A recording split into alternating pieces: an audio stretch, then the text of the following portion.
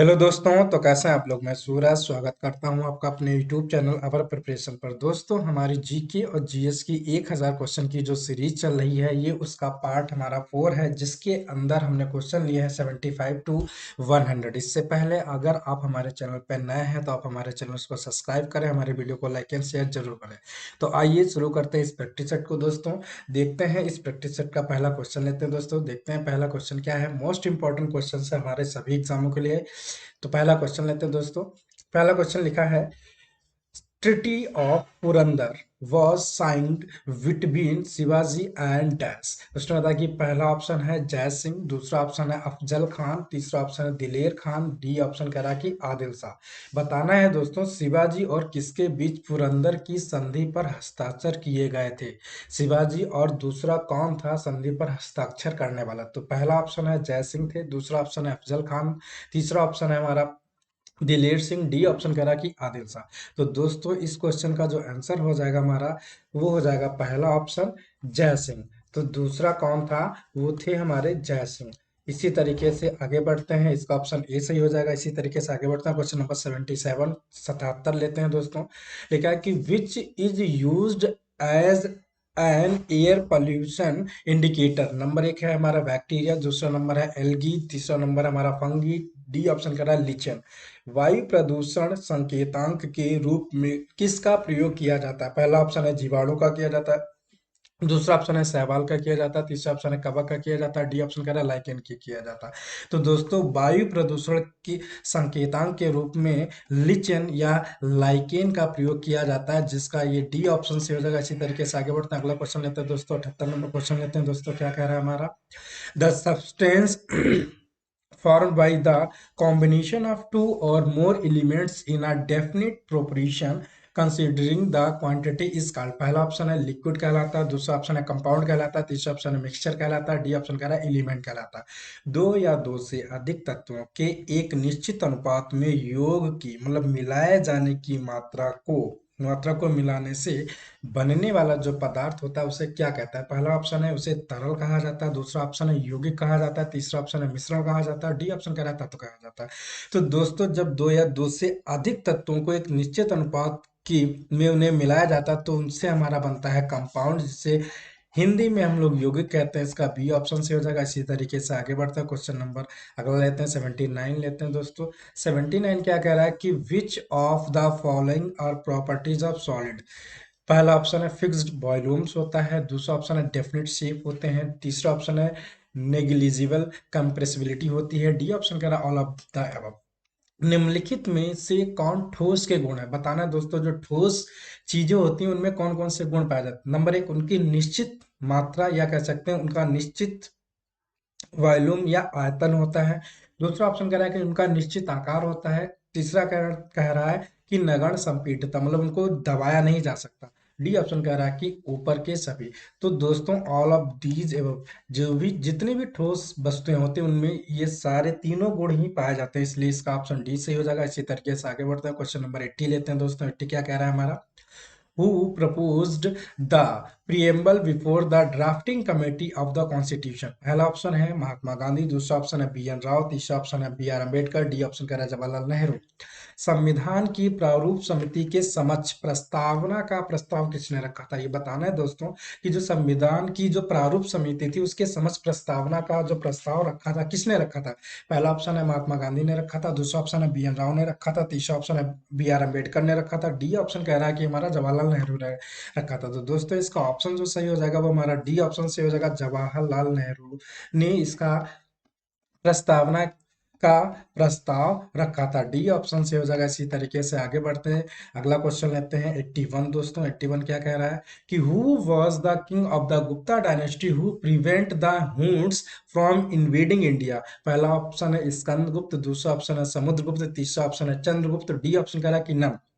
गुप्त वंश का राजा कौन था जिसने हूणों को भारत पर आक्रमण करने से रोका था। तो दोस्तों, स्कंदगुप्त पहला ऑप्शन है, दूसरा ऑप्शन समुद्रगुप्त है, तीसरा ऑप्शन हमारा चंद्रगुप्त है, और डी ऑप्शन कह रहा है कि कोई नहीं। तो दोस्तों, हूणों को आक्रमण करने से रोकने वाला राजा था वो था स्कंदगुप्त, ए ऑप्शन से हो जाएगा। इसी तरीके से आगे बढ़ते हैं, क्वेश्चन नंबर 82 लेते हैं दोस्तों। 82 क्या कह रहा है, Nana Sahib was the adopted son of which of the following. पहला ऑप्शन है महादेव राव, दूसरा ऑप्शन है बाजीराव सेकेंड, तीसरा ऑप्शन है बाजीराव फर्स्ट, डी ऑप्शन कह रहा है बालाजी बाजीराव फर्स्ट। नाना साहिब निम्नलिखित में से किसके दस्तक पुत्र थे? तो पहला ऑप्शन कह रहा है माधव राव के थे, दूसरा ऑप्शन कह रहा है कि बाजीराव द्वितीय के थे, तीसरा ऑप्शन कह रहा है बाजीराव प्रथम के थे, डी ऑप्शन कह रहा है कि बालाजी बाजीराव प्रथम के थे। तो दोस्तों जो नाना साहब जो सन थे ये बाजीराव द्वितीय के पुत्र थे। बी ऑप्शन हमारा सही हो जाएगा। इसी तरीके से आगे बढ़ते हैं। क्वेश्चन नंबर 83 लेते हैं हम दोस्तों। 83 क्या कह रहा है? Which enzyme digest protein in the stomach? पहला ऑप्शन है पैंक्रियाटिक कैनाल, दूसरा ऑप्शन है पेप्सिन, तीसरा ऑप्शन है ट्रिप्सिन, डी ऑप्शन कह रहा है स्लेवरी एमाइलीज। कौन सा एंजाइम पेट में प्रोटीन को पचाता है? तो दोस्तों पहला ऑप्शन है अग्नाशयी कैनाल जिसे बोलते हैं, या अग्नाशयी नाल बोला जाता है, या दूसरा ऑप्शन इसे पेप्सिन भी बोल दूसरा ऑप्शन पेप्सिन है, तीसरा ऑप्शन ट्रिप्सिन है, डी ऑप्शन कह रहा है कि लारमय प्रोटीन समूह है। तो दोस्तों पेट के अंदर पेप्सिन, पी से पेट होता है हमारा, पी से पेट होता है और पी से हमारा पेप्सिन होता है। ये तो पेट के अंदर पेप्सिन जो एंजाइम होता है ये प्रोटीन को पचाने का काम करता है, इसलिए बी हमारा ऑप्शन सही हो जाएगा। इसी तरीके से आगे बढ़ते हैं। क्वेश्चन नंबर 84 लेते हैं दोस्तों। 84 क्या कह रहा है कि who is known as the father of the Indian constitution? पहला option doctor B R Ambedkar, दूसरा ऑप्शन है वल्लभ भाई पटेल, तीसरा option Jawaharlal Nehru, D option कह रहा है महात्मा गांधी। भारतीय संविधान के पिता के रूप में किसे जाना जाता है? तो बताना है। पहला ऑप्शन है B doctor B R Ambedkar, दूसरा है वल्लभ भाई पटेल को, तीसरा ऑप्शन है जवाहरलाल नेहरू, डी ऑप्शन कह रहा है महात्मा गांधी। तो दोस्तों फादर ऑफ कॉन्स्टिट्यूशन को डॉक्टर बी आर अम्बेडकर को माना जाता है, संविधान का जो पिता है उसे उनको डॉक्टर बी आर अम्बेडकर को माना जाता है। ई ऑप्शन से हो जाएगा। इसी तरीके से आगे बढ़ता है। क्वेश्चन नंबर हम 85 लेते हैं दोस्तों। 85 क्या कह रहा है? Which country have common frontiers with the Indian state like Uttarakhand, Uttar Pradesh, Bihar, West Bengal and Sikkim? पहला ऑप्शन है म्यांमार, दूसरा ऑप्शन है नेपाल, तीसरा ऑप्शन है चाइना, डी ऑप्शन कह रहा है भूटान। उत्तराखंड, उत्तर प्रदेश, बिहार, पश्चिम बंगाल और सिक्किम जैसे भारतीय राज्यों के साथ किस देश की साझा सीमा है? इसमें बताना है। पहला ऑप्शन म्यांमार है, दूसरा ऑप्शन नेपाल है, तीसरा ऑप्शन हमारा चीन है और डी ऑप्शन कह रहा है हमारा भूटान है। तो इसका जो दोस्तों आंसर हो जाएगा वो हमारा बी ऑप्शन हो जाएगा, नेपाल। नेपाल की जो सीमा है वो हमारे उत्तराखंड से भी मिलती लगती है, उत्तर प्रदेश से भी लगती है और हमारी बिहार से भी लगती है, पश्चिम बंगाल और सिक्किम, ये सभी राज्यों से नेपाल की सीमा हमारी टच होती है। इसी तरीके से इसका बी ऑप्शन हो जाएगा। आगे बढ़ते हैं। क्वेश्चन नंबर 86 लेते हैं दोस्तों। 86 क्या कह रहा है कि fermentation is a type of dash process? पहला ऑप्शन है ट्रांसपीरेशन, दूसरा ऑप्शन एनएरोबिक रेस्पिरेशन, तीसरा ऑप्शन हमारा एरोबिक रेस्पिरेशन, डी ऑप्शन कह रहा है कि एक्सोथर्मिक रिएक्शन। किण्वन एक प्रकार की डैश प्रक्रिया है। बताना है दोस्तों किण्वन कैसी प्रक्रिया है। पहला ऑप्शन है इसमें वाष्पन होता है या वाष्पीकरण का होता है, दूसरा ऑप्शन कह रहा है अवायवीय श्वसन होता है, तीसरा ऑप्शन कह रहा है कि वायवीय श्वसन होता है, डी ऑप्शन कह रहा है ऊष्मा क्षेपी प्रक्रिया है। तो दोस्तों जो फर्मेंटेशन है वो एक हमारे पास अनएरोबिक रेस्पिरेशन है जिसे अवायवीय श्वसन के नाम से जानते हैं। बी ऑप्शन सही हो जाएगा। इसी तरीके से आगे बढ़ता हूँ। क्वेश्चन नंबर 87 लेते हैं दोस्तों। 87 क्या कह रहा है कि which substance does not contain oxygen? पहला ऑप्शन है कैरोसिन, दूसरा ऑप्शन है सीमेंट, तीसरा ऑप्शन है ग्लास, डी ऑप्शन कह रहा है कि सैंड। किस पदार्थ में ऑक्सीजन नहीं होती है? दोस्तों बताना है कि जो मिट्टी का तेल होता है उसमें ऑक्सीजन नहीं होती, दूसरा ऑप्शन जो सीमेंट होता है उसमें ऑक्सीजन नहीं होती है, डी ऑप्शन कह रहा है कि जो कांच होती है उसमें ऑक्सीजन नहीं पाई जाती है, डी कह रहा है कि जो रेत होती है उसमें ऑक्सीजन नहीं पाई जाती है। तो दोस्तों जो हमारे पास जो कैरोसिन ऑयल होता है, जो मिट्टी का तेल होता है उसमें ऑक्सीजन नहीं पाई जाती है। इसका ए ऑप्शन से हो जाएगा। इसी तरीके से आगे बढ़ते हैं। क्वेश्चन नंबर 88 लेते हैं दोस्तों। 88 कह रहा है कि particles of matter are constituently in motion due to this kind of energy. पहला ऑप्शन है उनके अंदर, पहला ऑप्शन है केमिकल एनर्जी, दूसरा ऑप्शन है ग्रेविटेशनल एनर्जी, तीसरा ऑप्शन है पोटेंशियल एनर्जी, डी ऑप्शन कह रहा है कि काइनेटिक एनर्जी। इस प्रकार की ऊर्जा के कारण पदार्थ के जो कण होते हैं वो निरंतर गति करते रहते हैं। कोई भी जो पदार्थ होता है उसके अंदर कुछ कण पाए जाते हैं, जो कण होते हैं वो लगातार गति करते रहते हैं। तो वो गति किस ऊर्जा के कारण करते हैं? तो उसका ऑप्शन है रासायनिक ऊर्जा के कारण, दूसरा ऑप्शन है गुरुत्वाकर्षण ऊर्जा के कारण, तीसरा ऑप्शन है स्थितिज ऊर्जा के कारण, डी ऑप्शन कह रहा है कि गतिज ऊर्जा के कारण। तो दोस्तों इसका डी ऑप्शन हमारा सही हो जाएगा। जितने भी कण होते हैं तो उनके अंदर गतिज ऊर्जा या हम उसे काइनेटिक एनर्जी कहते रहते हैं वो पाई जाती है, जिसके कारण वो लगातार गति करते रहते हैं। इस तरीके से इसका डी ऑप्शन से हो जाएगा। आगे बढ़ते हैं, क्वेश्चन नंबर 89 लेते हैं दोस्तों। 89 क्या कह रहा है? The idea of the constitution of India was first of all given by. पहला ऑप्शन है जवाहरलाल नेहरू, दूसरा ऑप्शन है महात्मा गांधी, तीसरा ऑप्शन है doctor B R Ambedkar, D option कह रहा है एम एन रॉय। भारत के संविधान का विचार सबसे पहले किसके द्वारा दिया गया था? पहला ऑप्शन है जवाहरलाल नेहरू के द्वारा दिया गया था, दूसरा ऑप्शन है महात्मा गांधी के द्वारा दिया गया था, तीसरा option doctor B R Ambedkar के द्वारा दिया गया था, डी ऑप्शन कह रहा है एम एन रॉय के द्वारा दिया गया था। तो दोस्तों इसका डी ऑप्शन से हो जाएगा, ये जो भारत के संविधान का जो विचार था वो एम एन रॉय के द्वारा दिया गया था। डी ऑप्शन से हो जाएगा। इसी तरीके से आगे बढ़ते हैं, क्वेश्चन नंबर 90 लेते हैं दोस्तों। 90 कह रहा है कि which state is not crossed by the tropic of cancer. पहला ऑप्शन है त्रिपुरा, दूसरा ऑप्शन है राजस्थान, तीसरा ऑप्शन है उड़ीसा, डी ऑप्शन कह रहा है छत्तीसगढ़। कौन सा राज्य कर्क रेखा पर नहीं आता है? पहला ऑप्शन त्रिपुरा है, दूसरा ऑप्शन है राजस्थान, डी ऑप्शन कह रहा है उड़ीसा, और डी ऑप्शन कह रहा है कि छत्तीसगढ़। तो दोस्तों इसमें से डी सी ऑप्शन हमारा सही हो जाएगा। जो उड़ीसा है वो हमारा ट्रॉपिक ऑफ कैंसर मतलब कर्क रेखा पर नहीं आता है। इस तरीके से हमारा इसका सी ऑप्शन से हो जाएगा। दोस्तों अगला क्वेश्चन है 91 नंबर क्वेश्चन। क्या कह रहा है कि who was the first writer to use Urdu Urdu as a poetic expression. पहला ऑप्शन है मिर्जा गालिब, दूसरा ऑप्शन है हमारा फैज, तीसरा ऑप्शन है बहादुर शाह जफर, डी ऑप्शन कह रहा है कि अमीर खुसरो। उर्दू को काव्यात्मक अभिव्यक्ति के रूप में इस्तेमाल करने वाले पहले लेखक कौन थे? पहला ऑप्शन है मिर्जा गालिब, दूसरा ऑप्शन है फैज, तीसरा ऑप्शन है बहादुर शाह जफर, और डी ऑप्शन कह रहा है कि हमारा अमीर खुसरो। तो दोस्तों इसका ऑप्शन हमारा डी ऑप्शन हो जाएगा। उन्होंने बताया कि उर्दू को काव्यात्मक अभिव्यक्ति के रूप में इस्तेमाल करने वाले जो पहले कवि थे उनका नाम था अमीर खुसरो, इसलिए डी ऑप्शन से हो जाएगा। आगे बढ़ते हैं दोस्तों, क्वेश्चन नंबर 92 लेते हैं।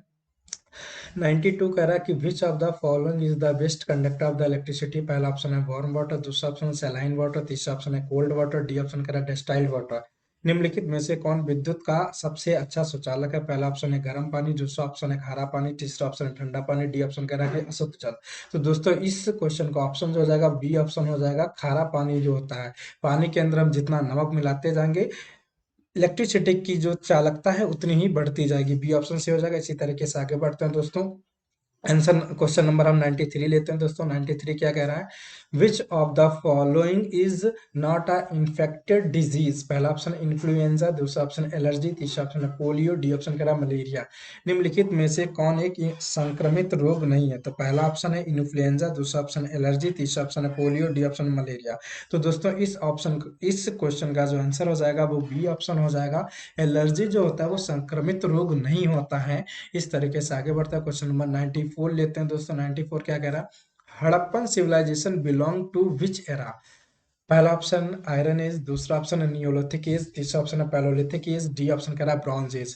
हड़प्पा सभ्यता किस युग की थी? बताना है दोस्तों जो हड़प्पा सभ्यता थी वो किस युग की थी। पहला ऑप्शन है लौह युग की, दूसरा ऑप्शन है नवपाषाण युग, तीसरा ऑप्शन है पूरा पाषाण काल, डी ऑप्शन कह रहा है कि कांस्य युग। तो दोस्तों जो हड़प्पा सभ्यता थी जो वो ब्रॉन्ज एज की थी, जिसे हम लोग कांस्य युग के नाम से जानते थे।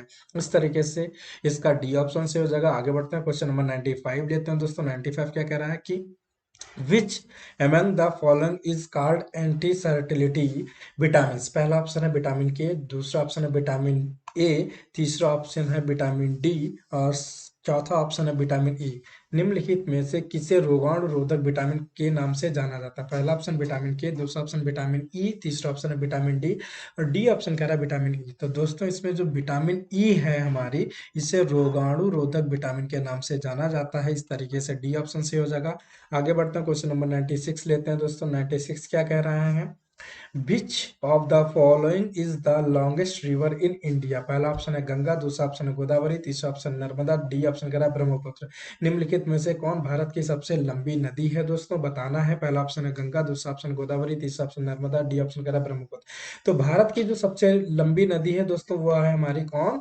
गंगा। ये ऑप्शन सही हो जाएगा। इसी तरीके से आगे बढ़ता है, क्वेश्चन नंबर 97 लेते हैं दोस्तों। 97 क्या कह रहा है कि विच दोस्तों where did the Jallianwala Bagh Jallianwala incident take place? पहला ऑप्शन है लखनऊ, दूसरा ऑप्शन है इलाहाबाद, तीसरा ऑप्शन है अमृतसर और डी ऑप्शन कह रहा है सूरत। जलियांवाला बाग हत्याकांड कहाँ हुआ था? पहला ऑप्शन लखनऊ में हुआ था, दूसरा ऑप्शन है इलाहाबाद में हुआ था, तीसरा ऑप्शन है अमृतसर और डी ऑप्शन कह रहा है कि सूरत। तो दोस्तों जो जलियांवाला बाग हत्याकांड है ये अमृतसर में हुआ था, सी ऑप्शन इसका सही हो जाएगा। इसी तरीके से आगे बढ़ते हैं, क्वेश्चन नंबर 98 लेते हैं दोस्तों। 98 कह रहा है कि brass get discoloured in air because of the presence of which of the following gases in air? पहला ऑप्शन नाइट्रोजन, दूसरा ऑप्शन है हाइड्रोजन सल्फाइड, तीसरा ऑप्शन ऑक्सीजन, डी ऑप्शन कह रहा है कि ऑक्सीजन ऑक्साइड। हवा में निम्नलिखित में से कौन सी गैस की उपस्थिति के कारण पीतल जो है हवा में फीका पड़ जाता है? बताना इसका क्या ऑप्शन होगा दोस्तों। नाइट्रोजन पहला ऑप्शन है, दूसरा